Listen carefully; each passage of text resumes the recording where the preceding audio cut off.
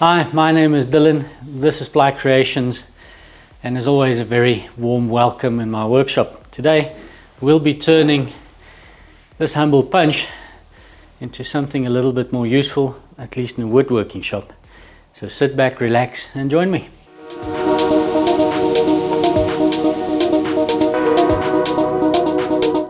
When I started using scrapers in my workshop, I could find scrapers readily enough in South Africa, but for neither love nor money was I able to find a decent burnisher.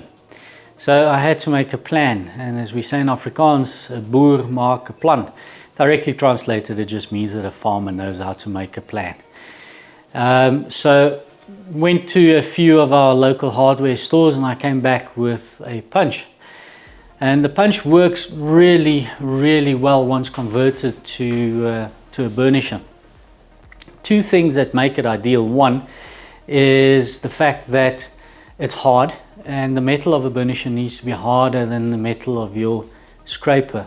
We are in effect deforming the metal in a scraper when we roll a hook.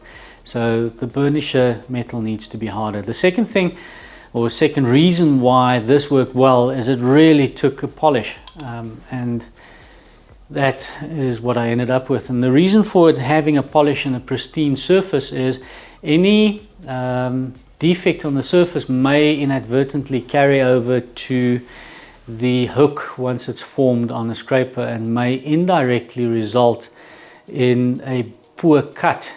So it's ideal that you have a pristine polished surface on a burnisher. I'm waving my burnisher around and you might recognize the tool from another video, the one where I flattened my bench top and then abused it.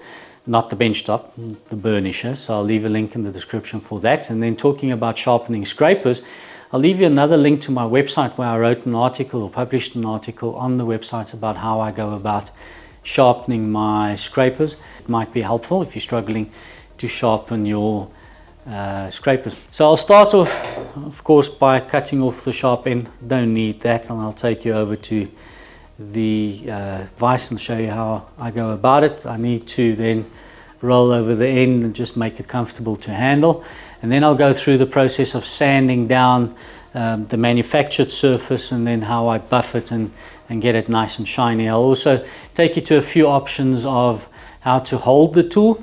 I prefer to hold it in such a way that a machine or something turns the tool, and it just saves on energy having to sand it down and then buff it up. Personally, I prefer the drill press, and I'll likely show you the whole process on the drill press itself, but I'll give you other options too. So over to the vise.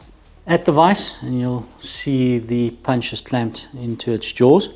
I've also wrapped the punch around with cloth. I don't want to damage this surface. Cutting off the tip, breaking on the edges, and then over to holding options to do the work. There's no reason why you cannot keep it in the vise and work in it stationary, but there's other methods that I do prefer. I did say punches were hard.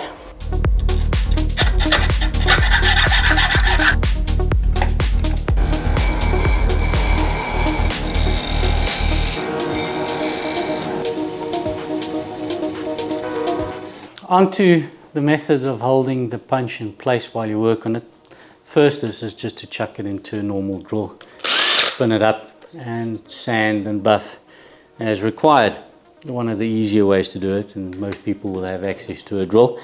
Then I'll show you the next option, and finally we'll stop at my favorite and continue with the whole process when there. If you have a lathe available to you, that's quite a handy option. Just make sure that your jaws can clamp securely the diameter of the punch. Clamp it in your jaws and have at it. So that is a good option. If you have a metal lathe available to you, that's even better. So over to the last and my preferred option, and let's get this tool sorted out. I'm at the drill press, and you'll see on the other camera angle that I have it mounted in the chuck, and I'll shortly start with the different grits of sandpaper just to get this manufactured surface down and start polishing it up. Disclaimer, I'm not a metal worker, and as a result I might get some things wrong, so if I offend anybody out there, please do forgive me. On the grits with the sandpaper, if you start too coarse, you make very deep scratches in the surface of the metal, and it then just becomes harder to remove the scratch pattern between the different grits that you'll be working with, and it will be harder to get a fine polish at the very end. Today I'll be starting at around about 220, see how that works, and then carry on from there. You will see this punch wobble. It's because the punch isn't straight. I have checked. Let's get going.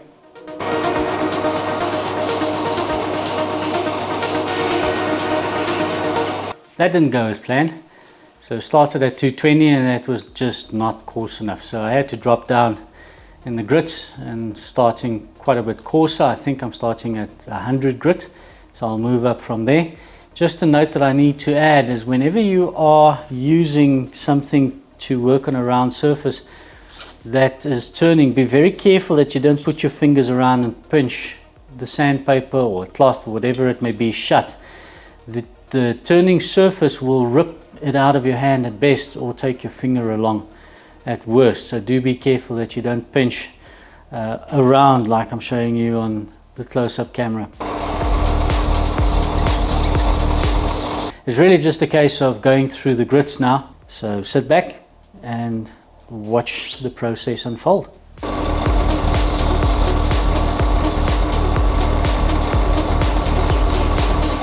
The final two grits will be a wet paper, so I've got a towel that you cannot see that covers my drill press table. Don't want any water dripping on the table itself. It is cast iron and it will rust.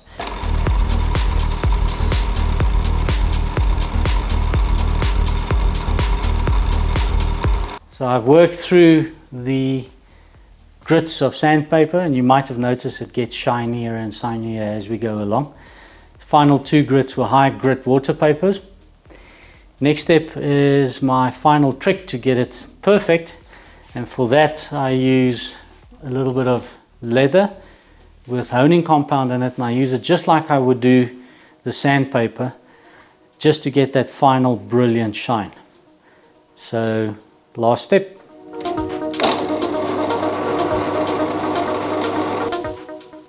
Don't know if you can see this, but the black on the leather tells me that it is removing metal, and you can see that it's gone from sort of a dull shine to it almost looks chromed.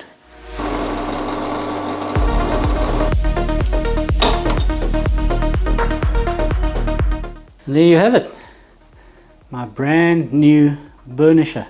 If I get the other one, you'll notice they are in similar states. Now I've got two of them, so I can hit nails on my workbench as much as I like. If you follow the procedure, you'll have one too. I'm not going to sharpen a scraper. Go over to the website, head over to the website, have a look at the article, read through it. I may make a video on how I sharpen scrapers, and if you want me to do a video on scrapers, leave your comments in the comment section and tell me that you would like me to do another video. I'd be happy to do so, but if I do scrapers now, you'll be here all day. So that brings us to the end of this edition of Ply Creations. As always, I'll leave the link to my website at the bottom of the page. Please go around and have a look at what I have there. But letting you go, hope you have a good one. Thanks again, and I hope to be spending time with you in my workshop again soon. Have a good one. Cheers.